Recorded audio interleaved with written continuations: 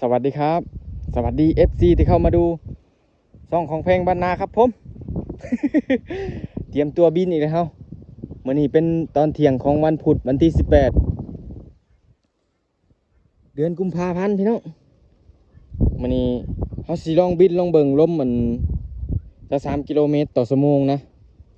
มันสิอยู่รอดหรือบ่ว้าวกะมันสิเป็นจังไดนะสายเบาเขาเนี่ยมันสิเบาแท้บ่เนาะนี่ลม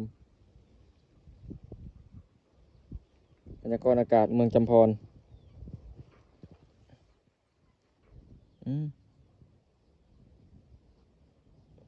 เดี๋ยวอันนั้นลมให้เบิ่งก่อนพี่น้องเด้จำพรลมนี้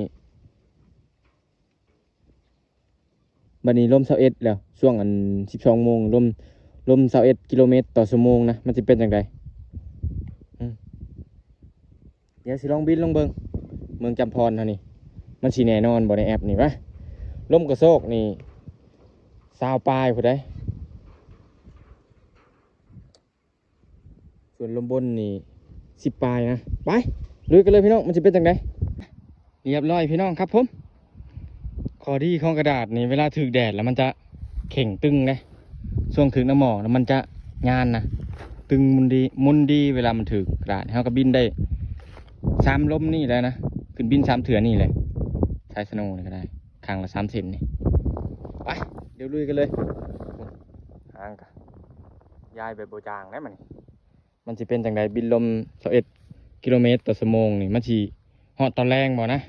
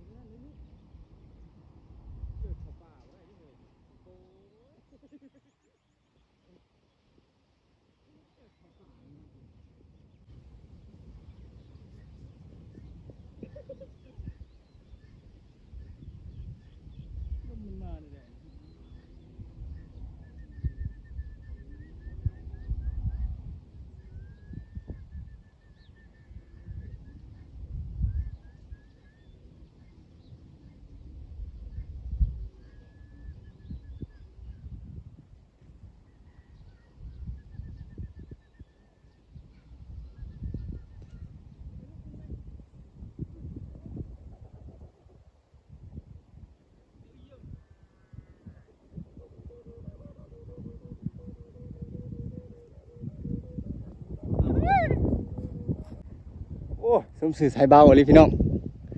จวดแล้วหางนี่แตกเอาเองเลยเสียกลายยังบกไกลนี่อ๋อเด้อหางนี่สุดยอดมักเลยตัวนี้ปล่อยผมมีเบื่อนะตัวนี้เริ่มสำนีหางแตกเลยปล่อยยังบริยาวไปได้นี่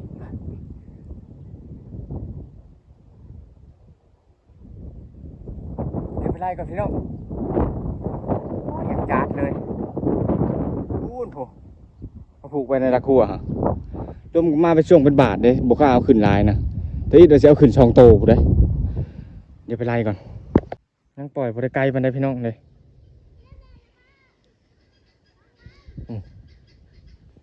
สมสื่อสายเบาอยู่ได้นี่กินนี่ขึ้นไปบ่ฮอด3 นาที สายธนูขาดเพราะว่ามันขึ้นได้หลายลมเลยนะสายธนูเก่านะน้องๆคนมาลินเพิ่นเมื่อเลยแล้วมันมาขาดช่วง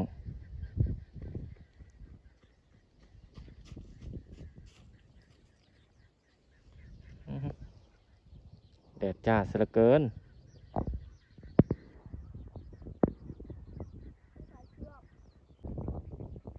เดี๋ยวไปเข้าห่มก่อนพี่น้องมันสิฮอดแมลงบ่เปลี่ยนสายธนูใหม่เอาลมก็บดขาดช่วงเลยจนเบิดอะไรได้นี่ทุกเฮ็ดจะใส่เบาอยากลงแต่บ่อยากลงอยากลงแน่บ่อยากลงแน่ โอ้ตอนนี้ดึงไปดึงพี่น้องโอ้4 โมงเลยลมเริ่มทำงานดีเลยได้นี่โอ้มันดันธนูขักเหลืองด้วยหางมาลินหางให้เรา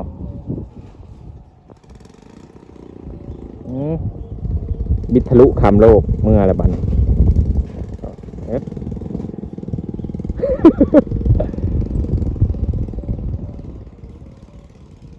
โอ้นี่เสียงนี่ตึงเลยพี่น้องอุ้ยหางเนี่ยลมมาเติมมาเลยนี่ธนูขาดเธอหนึ่งว่ะคันก็เลยเอาลงมาแปลงใส่คางละ3อีกคือเก่าใส่คางละ4แล้วก็ตัดออกเส้นหนึ่งนะเดี๋ยวไปรีพังอยู่รีพังธนูบันนี้เขาเข่งขึ้นบ่ร้ายนี่มันสีดังแบบว่าบ่ไวเป็นไรนะโอ้ไปรีพังอยู่บนท้องเพื่องไปเดี๋ยวพังกันยาวๆพี่น้อง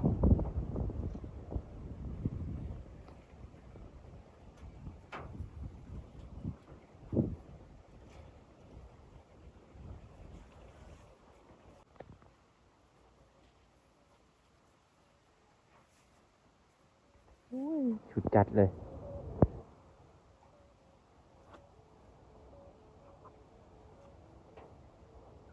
ช่วงวัง2 โมงนะตก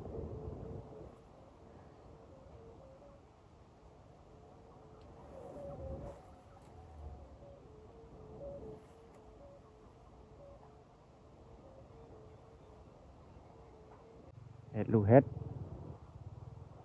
ปีหน้าเนี่ยเอาตัวใหญ่กว่าเก่าพี่น้อง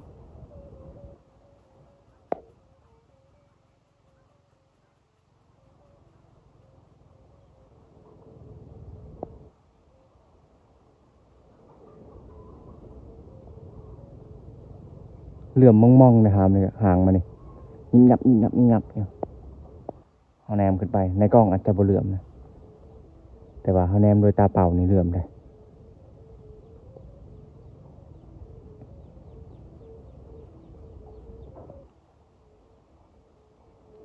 ตอนปล่อยทับอิดก็อยู่ดนอยู่เลยขันลมนอกจากลมทิ้งช่วงดนเลยมันเลยตกนะช่วงนั้น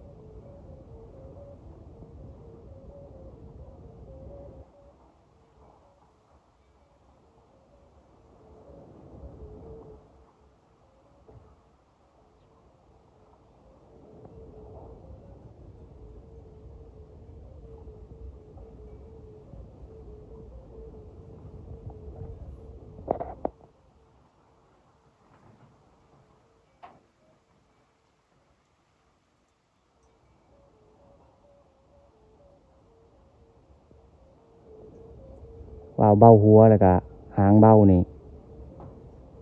มันขึ้นไปแล้วมันจะมีราศีแบบว่าเบิ่งบ่เบื่อนะเขานั่งเบิ่งมันก็บ่เบื่อแบบว่ามันมีชีวิตชีวานะพี่น้องเบิ่งหางมันตีงนี่คันหางมันบ่อยากตีงไปได้แหละก็บ่อยากเบิ่งคือกันอีกได้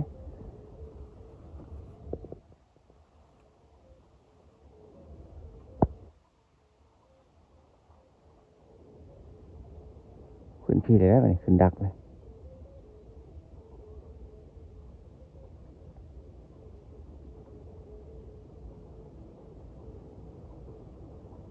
ถอยลงมันบอกเวลามันถอยลงนี่มัน ถอยลุเพราะแนมบ้านทางใกล้ๆนะคือว่าวมันยืนอยู่นี่แหละใส่หางยาวเนี่ย